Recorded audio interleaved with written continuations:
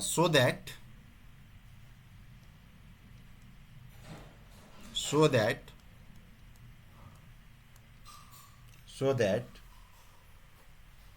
f vector equal to yzi vector plus zxj vector plus xyk vector is conservative or irrotational, is conservative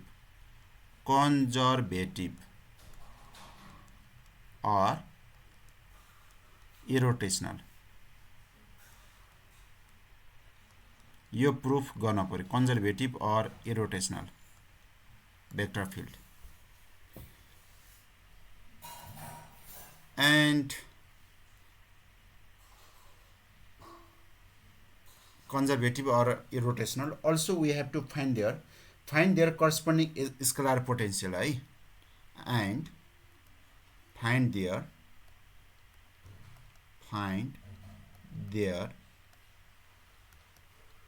corresponding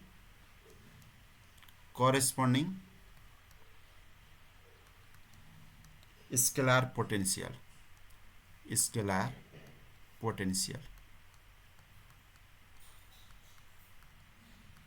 Okay, this is the most important problem. So that this is conservative and find their corresponding scalar potential. That means find the value of nebula phi. Okay, about how to show. For proof, what is the meaning of conservative or irrotational? Irrotational show gara भन्यो नि हामीले के चाहिँ show गर्न पर्यो? So we need to show that here nebula cross f vector equal to what? 0. Here given f vector equal to what? F vector equal to yzi plus what? zxj plus what? xyk. This is f vector. Then to show conservative, then we need to calculate what? Nebula cross f vector. That means call of f. Nebula cross f vector equal to, write down in the determinant form, I, j, k. Then here, what is the component of nebula? Del by del x, del by del y, del by del z. And what is the f vector? F vector का component हरु लेखौं त ल, yz, zx and xy. Okay. Now expand it with I vector सँग यसलाई multiply गर्दियौं भनेको यसलाई derivative गरौं, xy लाई y को रेसन डेरिभेटिभ गर्दा कति हुन्छ? x मात्रै हुन्छ, माइनस zx लाई z को रेसनमा डेरिभेटिभ गरौं त कति आउँछ? x मात्रै आउँछ, माइनस j भेक्टर. अब j भेक्टरमा के हुन्छ हाम्रो? यो र यो आउट गर्दाखेरि यसलाई काम डेरिभेटिभ गरौं, y आउँदो रहेछ, माइनस यसलाई डेरिभेटिभ गर्दियौं, y नै आयो, प्लस k भेक्टर सँग के हुँदो रहेछ? यो र यो आउट हुँदाखेरि यसले काम गर्दाखेरि z आउँदो रहेछ, z माइनस z आउँदो रहेछ.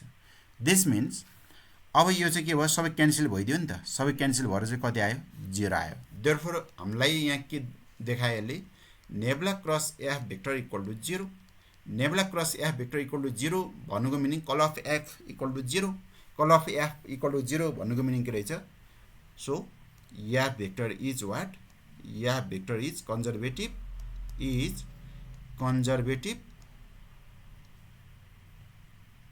conservative or यसलाई हामी इरोटेशनल पनि भन्दो रहेछ हैन? Irrotational vector field.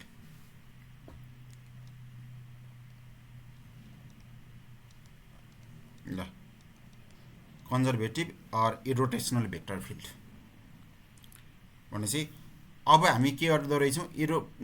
हामीले के गर्दो रहेछौं? Nabla cross F vector calculate गर्न पर्ने रहेछ, कन्जर्भेटिभ अथवा इरोटेशनल भन्यो भने र त्यसको भ्यालु 0 आउँछ कि आउँदैन हेर्ने 0 आइदियो भने के भयो हाम्रो कन्जर्भेटिभ भयो 0 आएन भने नन कन्जर्भेटिभ भयो ठीक छ भनेपछि नेबुला क्रस एफ चेक गर्दाखेरि भइहाल्छ 0 आउँछ कि आउँदैन है अब यो नेबुला क्रस एफलाई यसरी लेख्ने तरिका त थाहा होला नि त हैन यो नेबुला भनेको I del by del X J del by del Y K del by del Z हुन्छ नि त अनि त्यसलाई यसमा राखेको यो तलको भनेको एफको कम्पोनेन्ट यो भनेको चाहिँ डेलको कम्पोनेन्ट यो भनेको चाहिँ एफ भेक्टर कम्पोनेन्ट हो ओके त्यसरी राखेको अब यो अरु कुरा त थाहा भइहाल्छ ओके देन अब हामीलाई स्केलर पोटेन्शियल फंक्सन पनि निकाल भनेर भनेको छ नि त स्केलर पोटेन्शियल फंक्सन यदि कन्जर्भेटिभ भइदियो भने के हुन्छ रे नेक्स्ट पार्ट सेकेन्ड पार्टको लागि यदि कन्जर्भेटिभ भइदियो भने के हुन्छ रे यदि कन्जर्भेटिभ भइदियो भने इन्डिपेन्डेन्ट अफ पाथ हुन्छ रे हैन त since yeah vector is conservative यो भर्खर हामीले निकाल्यौं यो कन्जर्भेटिभ अथवा इरोटेशनल भइदियो भने देन कन्जर्भेटिभ भइदियो भने के हुन्छ रे line integral is independent of path line integral independent of path भइदियो भने के हुन्छ रे या vector can be express as a nabla phi यसरी निकाल्नु पर्छ here phi is what scalar potential then या vector equal to nabla phi here phi is what scalar potential we need to find the value of this phi therefore अब हामी या vector equal to nabla phi बाट सुरुवात गरौँ both साइडमा dot लियौं या vector हामी फाई को भ्यालु निकाल्दै छौं है फाई को भ्यालु अब निकाल्नलाई बोथ साइडमा यसरी dr ले डट लिने बोथ साइडमा dr ले बोथ साइडमा डट लिइसकेपछि अब यो भनेको चाहिँ कति हुन्छ यो भनेको चाहिँ हाम्रो सिम्पली कति हुन्छ या भेक्टर डट dr भनेको या भेक्टर माथि हामीलाई प्रोब्लममा दिएको हुन्छ नि त त्यही कपी गर्ने त हो या भेक्टर भनेको यो कपी गर्ने हो है या भेक्टर भनेको कति रहेछ हाम्रो yzi plus what zxj plus what xyk vector dot with what is the dr भनेको I dxi लेखे पनि भइहाल्यो प्लस dyj प्लस dzk यसै लेख्न सकिन्छ अब यो पछाडीको नेबुला डट dr भनेको एज अ टोटल डेरिभेटिभ बाट आई काम गरे पनि हुन्छ अथवा यहाँ हामी यो I del phi by del x यसरी काम गरे पनि भयो हैन plus j del phi by del y plus k del phi by del z and dot with अब dr भनेको dxi plus dyj plus dz k vector रहेछ taking dot product on both side अब यता पनि dot लियौं अब I ले I सँग डट लिँदा 1 j ले j सँग 1 k ले k भनेको फर्स्ट सँग फर्स्ट सेकेन्ड सँग सेकेन्ड थर्ड सँग थर्ड लिने this can be written as what yz with dx plus zx with dy plus है थर्ड सँग थर्ड लिँदाखेरि xy with dz यो आई हटाइदिने yz dx jj हटाइदिने zx dy अनि के हटाइदिने xy dz हुँदै रहेछ है एन्ड हियर अब यता पनि त्यस्तै हो del phi by del x dx plus del phi by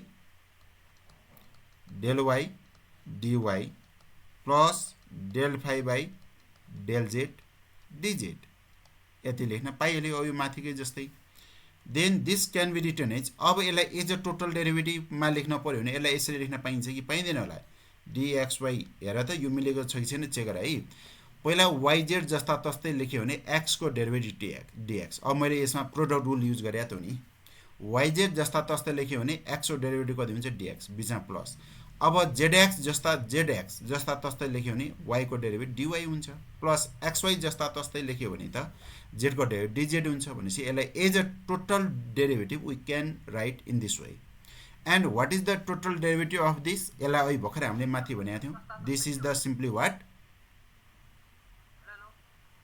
के भयो यो यो यो यो हामीले यहाँ हामीले के गरेको हेर त है, यसमा हामीले product u times v times डब्लुको प्रोडक्ट रुल थाहा छैन। प्रोडक्ट रुलमा के गर्नुपर्छ भने है, प्रोडक्ट रुल युज गरेको है हामीले यसमा वाइजेडलाई जस्ता तस्तै लेख्यो भने त्यो बेला एक्सको डेरिभेटिभ डिएक्स भयो, बिचमा प्लस। जेड एक्स जस्ता तस्तै लेख्यो भने वाईको डेरिभेटिभ गर्नु पऱ्यो नि, प्रोडक्ट रुल युज गरेको के यो है। यसलाई हामी एक्ज्याक्ट पनि भनेर भन्छौँ। ओके, देन यसलाई यो पछाडिलाई चाहिँ हामीले सिम्पली के भनेर लेख्न सक्छौँ, सिम्पली डिफाई भनेर लेख्न पाइँदो रहेछ नि त। यसलाई सिम्पली डिफाई, बोथ साइडमा इन्टिग्रेट गरिदिउँ त ल, इन्टिग्रेटिङ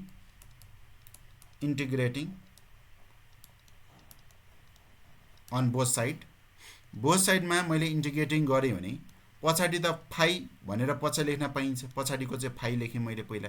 अनि यताको चाहिँ इन्टिग्रेट गर्दाखेरि के हुन्छ, डी र इन्टिग्रेट द आउट हुन्छ नि, त्यही भएर चाहिँ यहाँ एक्सवाइजेड भइदियो। अब यसमा चाहिँ हाम्रो यो चाहिँ हाम्रो इन्डेफिनाइट इन्टिग्रलको लागि चाहिँ प्लस सी भनेर लेख्न पर्ने हुन्छ। This is required potential function, ए हो। यसरी एकचोटि इन्टिग्रेट गरिदिनु रहेछ, एकचोटि इन्टिग्रेट गरिदियो भने this is required potential function, potential scalar point function.